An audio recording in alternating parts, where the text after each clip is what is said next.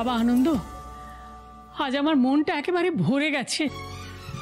মা ফিরে এসেছেন আর সারা বাড়িটা একেবারে আলো আলো হয়ে গেছে। দেখো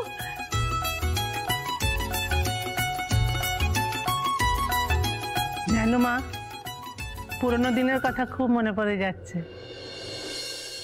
কি আনন্দ হতো আমাদের এই বাড়িটায় পুজোর সময়, বলো? কত আলো, কত ঢাকের আওয়াজ, কত লোকজন। মা, ভোগ রান্না বলো, কত মানুষ এসে ভোগ খেত আমাদের এই বাড়িতে। তোর বুড়ো হয়ে গেলাম মা, বাবা কোমরের জোর আর নেই, বুঝলে মা? আগের দিন যদি থাকতো না তাহলে দেখতে একদিন পর পুজো হচ্ছে বাড়িতে, তোমার সব কটা ছেলেকে এখানে এনে হাজির করাতুম, সব কটা ভাইকে তুমি দেখতে। হ্যাঁ, সবাই তোমার কথা খুব মানতো। আরে বাবা, এরা হচ্ছে সবাই ব্যস্ত মানুষ, বড় মানুষ।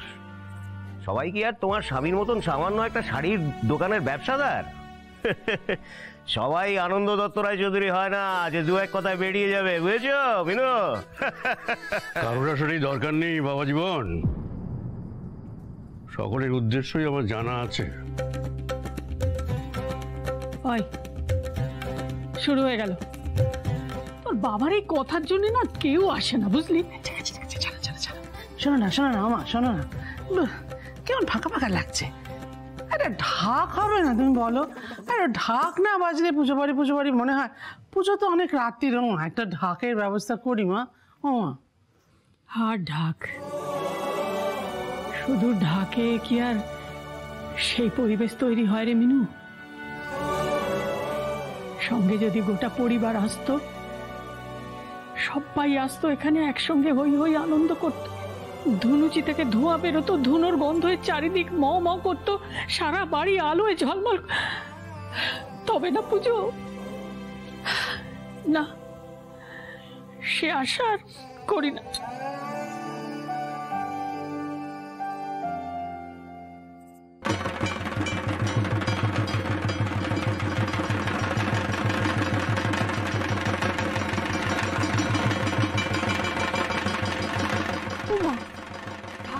থেকে আসছে।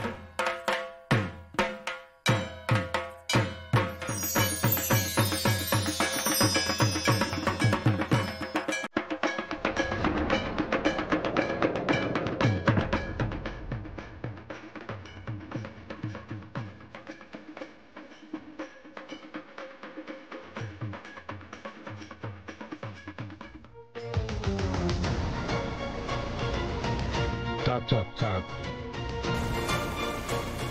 প্রণামের কোনো দরকার নেই।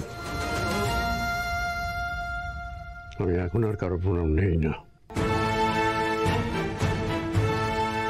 তোমরা সবাই এসছো, মা খুব খুশি হয়েছেন তোমাদের। ব্যাপারটা এই পর্যন্তই থাক। তোমার রাগ করার কোনো মানে নেই বাবা, বাড়িটার তো এই অবস্থা, তাও আঁকড়ে পড়ে আছো। আর সেই জন্যই কেউ এসে থাকতে চায় না।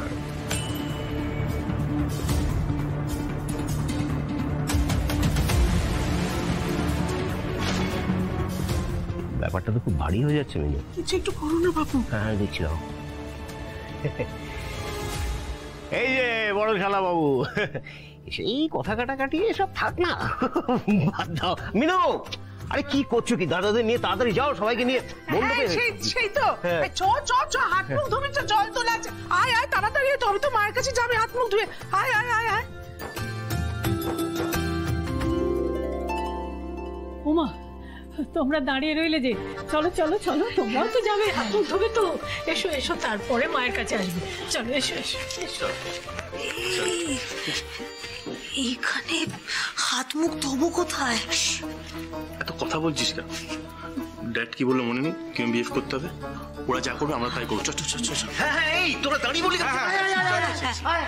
এ বাবা, হাত মুখ মোছার গামছা দিতে হবে তো।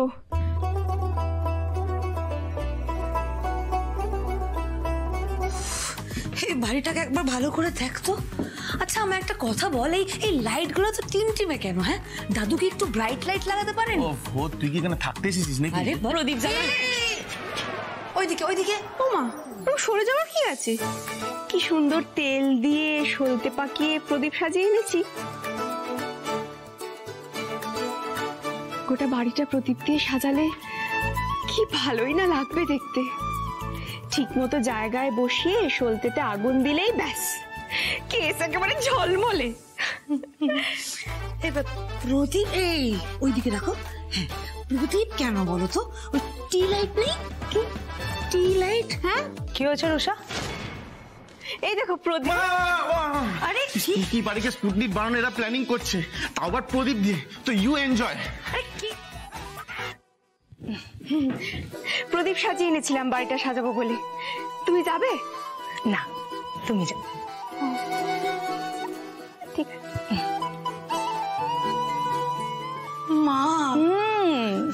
মা, তুমি আমাকে প্রমিস করো, আমরা কিন্তু কালকে এই বাড়ি থেকে চলে যাব। আচ্ছা তুমি আমার একটা কথা বলো তো, বাবা দাদুর সাথে প্রপার্টি নিয়ে কথা।